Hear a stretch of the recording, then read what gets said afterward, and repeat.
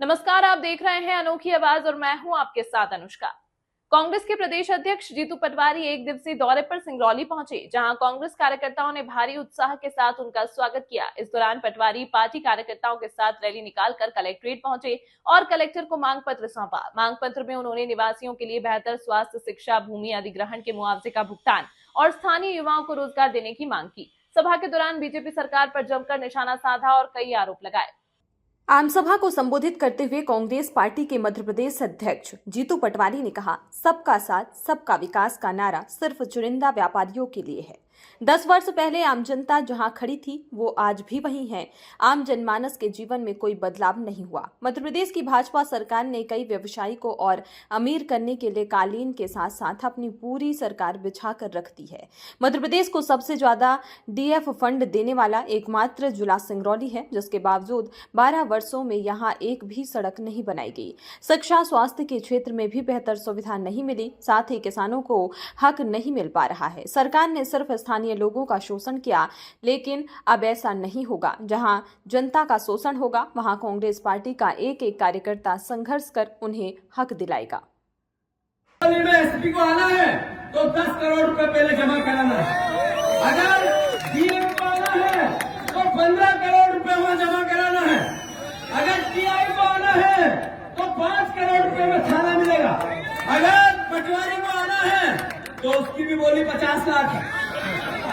तहसीलदार को आना है तो 1 करोड़ रुपए पहले झपट से भ्रष्टाचारियों की जेब में डालना है।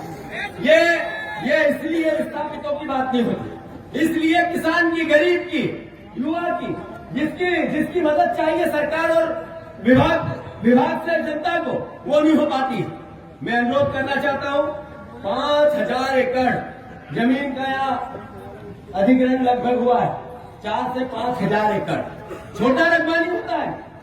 5000 एकड़ जमीन का अगर अधिग्रहण हुआ, 12 साल से यहाँ रोड नहीं बनी, रेल लाइन में जो जमीन गई उसका मुआवजा नहीं मिला, और जो बेचारे जमीन के मालिक थे, जो भगवान थे हमारे किसान, उन पर यातनाएं होती है और हम नहीं बात करेंगे तो कौन करे। मैं आपसे अनुरोध करना चाहता हूं, मैं आपसे आग्रह करना चाहता हूं कि हमारा दायित्व है, कांग्रेस का दायित्व है कि हम जनता की लड़ाई लड़ें। मध्य प्रदेश सरकार एक एक्ट लेके आई जो राहुल गांधी जी ने भूमि अधिग्रहण अधिनियम लाए थे।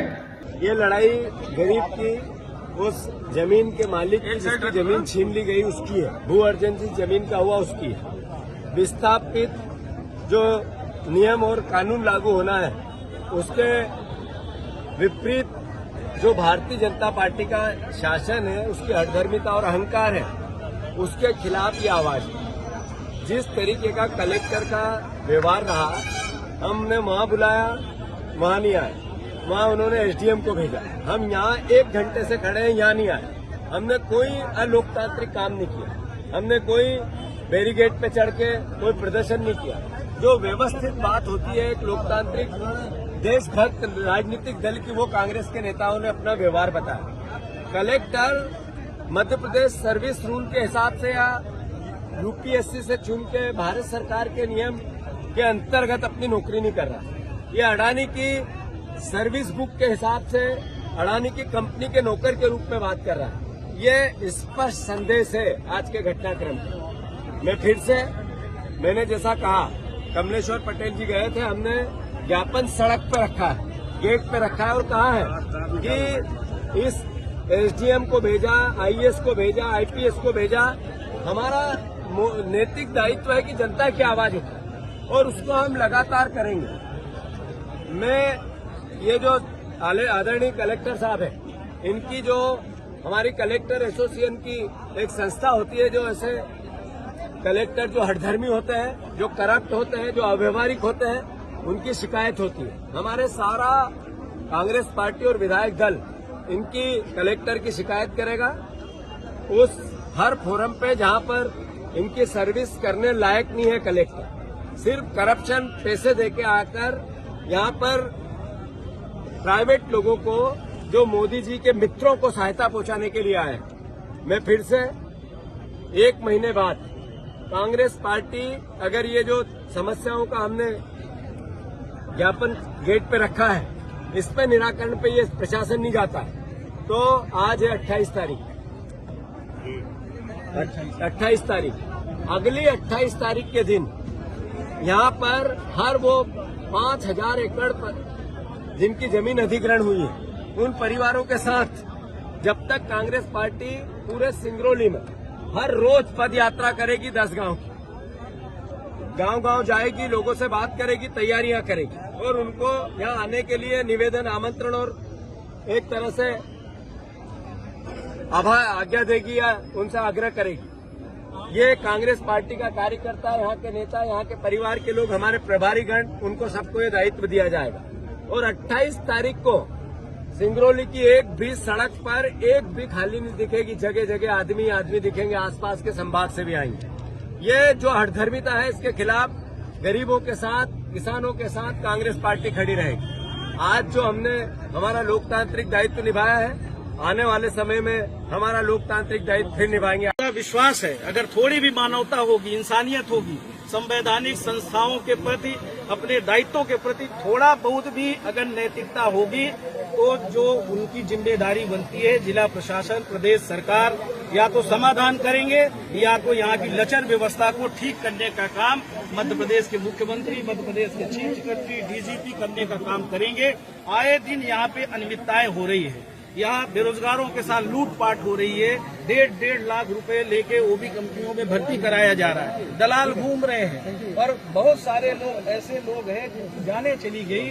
और अभी वहाँ पे घटना घटी थी जहाँ ट्रांसपोर्टेशन के नाम पे कितना लोगों का दोहन हो रहा है, लोग सड़क पे चल नहीं सकते, घटना घटी हुई, लोगों की जान गई।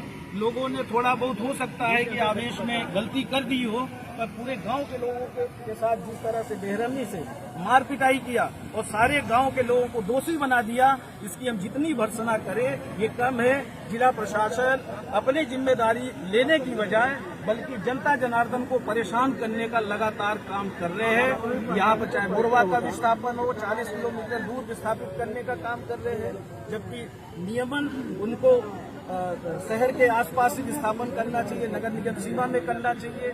जिस तरह से जो मुआवजा मिलना चाहिए 2 गुना, वो जो 2013 की विस्थापन नीति है उसके तहत कार्रवाई नहीं हो रही है। हर तरह जिधर भी नजर दौड़ाइए, लोग कोई भी जन सुनवाई में आते हैं, छोटी मोटी समस्याओं को लेके यहाँ कोई सुनवाई नहीं होती। सिर्फ उद्योगपतियों की सुनवाई करने के अलावा यहाँ का जिला प्रशासन इसके अलावा कोई काम नहीं कर रहा है। थाने बिके हुए हैं। जिस तरह से लोग, जिस तरह से हम लोगों से चर्चा करते हैं, जिस तरह से अपनी यहाँ पे व्यथा व्यक्त करते हैं, तो वो समझ में आता है कि हो क्या रहा है। मध्य प्रदेश के सिंगरौली जिले को क्या अनाज छोड़ दिया प्रदेश सरकार ने? क्या इनको यहाँ के, और लगातार यहाँ से जनप्रतिनिधि तो जिसकी सरकार है उन्हीं को यहाँ की जनता चुन के भेज रही है, पर जिस तरह से विस्थापन के नाम पे उजाड़ने का काम कर रहे हैं, उद्योगपतियों को लुटाने का काम कर रहे हैं, उसकी कांग्रेस पार्टी आज उसी को लेके यहाँ पे आंदोलन किया था। कलेक्टर से मिलके हमारे प्रदेश अध्यक्ष, प्रदेश के प्रभारी चर्चा करना चाह रहे थे, पर दुर्भाग्य है कलेक्टर ने 5:15 बजे का समय दिया था, उसके बाद भी कलेक्टर उपलब्ध नहीं हुए। इसलिए आज का जो हमारा मांग पत्र था वो हम जो कलेक्ट्रेट भवन का गेट है जहाँ बैरिकेड किया हुआ है, वहाँ ये आज हम लोग ज्ञापन दे रहे हैं। और मुझे विश्वास नहीं है वो भ्रष्ट कलेक्टर मुर्दाबाद, मुर्दाबाद, मुर्दाबाद, भ्रष्ट कलेक्टर मुर्दाबाद, मुर्दाबाद, मुर्दाबाद, पटेल जिंदाबाद, जिंदाबाद, जिंदाबाद, पटेल जिंदाबाद, जिंदाबाद, जिंदाबाद, भैया जिंदाबाद, जिंदाबाद, जिंदाबाद, सर भैया जिंदाबाद, जिंदाबाद, जिंदाबाद।